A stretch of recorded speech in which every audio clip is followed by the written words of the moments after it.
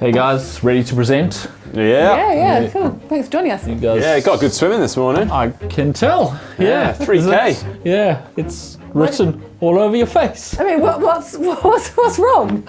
I mean, I'm sure you guys can present like that. No one's going to notice anything. Why? What's going on? Okay. Goggle marks a bit, maybe? Oh. Sure, it's fine. Didn't think anyone would notice.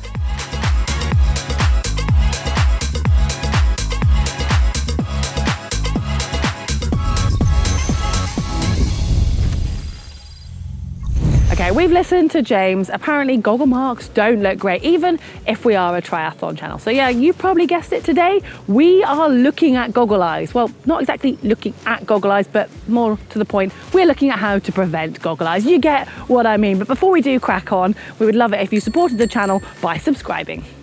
I don't know about you, but I've often had to spend a lot of time in front of the mirror trying to disguise the fact that I've been swimming before I can head into work. I mean, the smell of chlorine is one thing, but that's kind of easier to disguise. When it comes to goggle marks, prevention is better than cure. And this is where we need to look to your Goggle Fit. A well-fitting pair of goggles should give very little sign that you've spent the last hour in the swimming pool. And there's some key aspects you need to look for when looking for a good fit.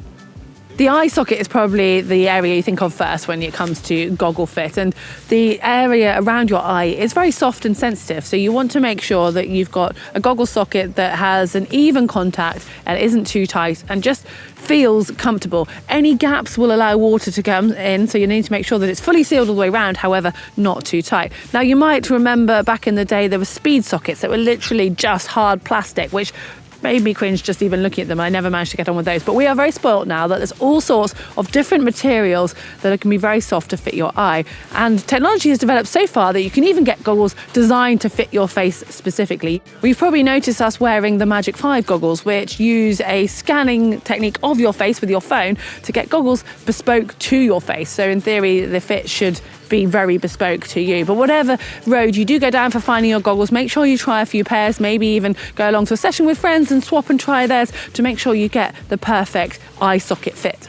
And the nose piece, you might question what's this got to do with goggle eyes? Well, it will affect the overall fit, and having the right width of nose piece will make sure that your goggle sockets sit in the right part of your eye. Most goggles will come with various options, so experiment until you find that perfect fit. And then the final element of your goggles, the straps. And this is the part that you should adjust last. It's purely designed to make sure that your goggles stay on your face, and you only want to have them as tight as you need to. Now, no amount of tightening is going to compensate for a poor fitting goggle. And in fact, when I was younger, I could not find goggles that fitted my face, however hard I tried. So for any race or any diving practice and training, I had to tighten my goggles so much that I'd come out with a serious line on my nose and just my eyes would be really hurting. But so make sure you've got the fit right and then adjust the straps accordingly. And if you can have a split strap, you can put one slightly higher, one slightly lower, which means the goggles are secured on your head without needing to be as tight as if it were a single strap. And one final note on fit, or more of an observation to be honest, I still have some friends, more when it comes to open water, who swim with a massive goggle mask type thing. And one of their main reasons is apparently to prevent goggle eyes, but I would question if having a huge mask line around your face is any better. Yeah, I'll leave you with that one.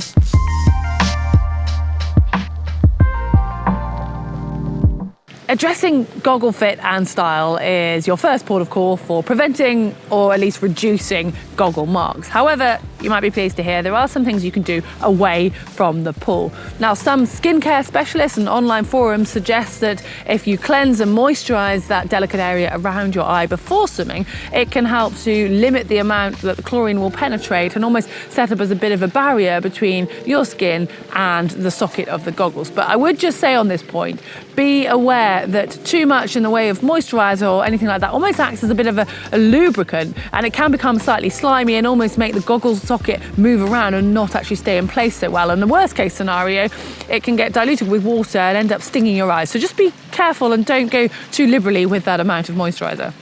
Well, talking of moisturiser, do be careful what you use in that very delicate area. Some face moisturisers aren't designed for the eyes, and you could actually opt for a specific eye cream or serum. And there's some brands that will even do swim-specific ones to help reduce the effects of goggle marks. So if it is a problem you experience, it might be worth investing and experimenting in that. But the majority of the I guess, reduction of goggle marks can be done post-swim. So you've got a few options here. And if you think about it, you want to be trying to reduce the inflammation that you've got from your goggles. It's those puffy eyes you're trying to get rid of. So with the lack of swimming masks available on the market, you're very best looking for just a typical eye mask that's going to be cooling and just helps with reducing inflammation. And if you are lucky enough to have time to sit down and put a mask on after swimming, well, I would suggest experimenting with that. Can't say I've done it myself, but you could even go for the cheap option where you've got nothing to lose of putting some cucumber in the fridge, slicing it, putting it on your eyes, lying back and giving yourself 10 minutes.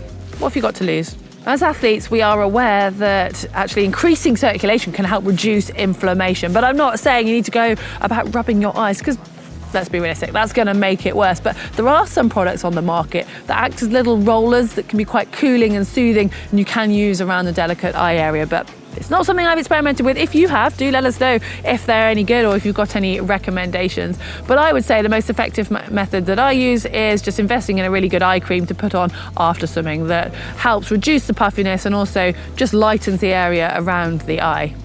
And as we know, good skin comes from within, and part of that is hydration. So make sure you stay really nice and hydrated throughout your swim session, as it will just help your skin recover generally. And if all else fails, well, there is makeup. And I must admit, if you can get a nice light reflecting concealer to put around your eyes or under eyes, it really will help to disguise the effects that you've been swimming. But if all of that fails, well, we've got a simple answer for you.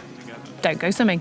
No, I am kidding on that one. We're a triathlon channel and we want you guys to go swimming. So if you've got any great solutions that you've discovered work for you, well, you know what to do. Please share them in the comments section below. And if you've enjoyed it, please give us a like.